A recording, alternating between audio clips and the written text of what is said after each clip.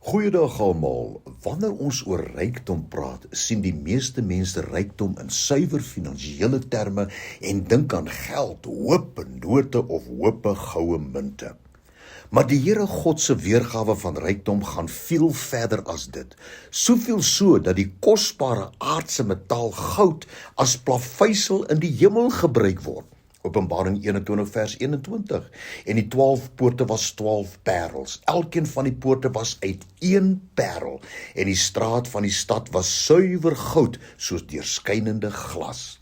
Kortom, die Here is meer as in staat om enige behoefte wat ons ook al mag hê te bevredig. En hierdie waarheid behoort ons opgewonde te maak en ons teen vrees en bekommernisse beskerm. Die Here God is ook ryk aan heerlikheid, barmhartigheid, genade en alle ander goeie dinge. Ons leef in 'n wêreld van konstante tekorte en ons raak gewoond daaraan dat sommige van die dinge wat ons wil en moet hê, nie vir ons beskikbaar is nie.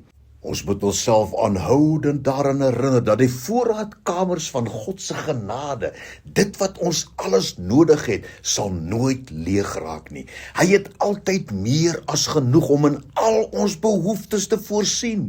Jesus beklemtoon hierdie waarheid as hy sê in Johannes 10 vers 10, die dief kom net om te steel en te slag en te verwoes, maar ek het gekom dat julle lewe en oorvloed kan hê.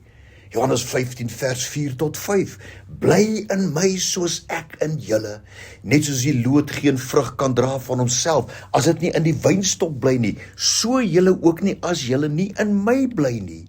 Ek is die wynstok en julle die lote, wie in my bly en ek in hom, luister nou, hy dra veel vrug, want sonder my kan julle niks doen nie.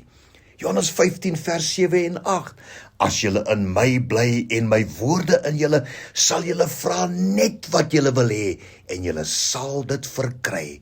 En dan sê die Here, hy praat hier van sy rykdom, hy sê, hierin is my Vader verheerlik, dat julle veel vrug dra, en julle sal my disippels wees. So waar jy ook al gaan en wat jy ook al doen, neem hierdie waarheid saam met jou, elke dag van jou lewe.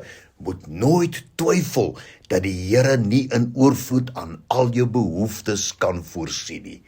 Filippense 4 vers 19, luister net hier, en my God sal elke behoefte van julle vervul na sy rykdom in heerlikheid deur Jesus Christus.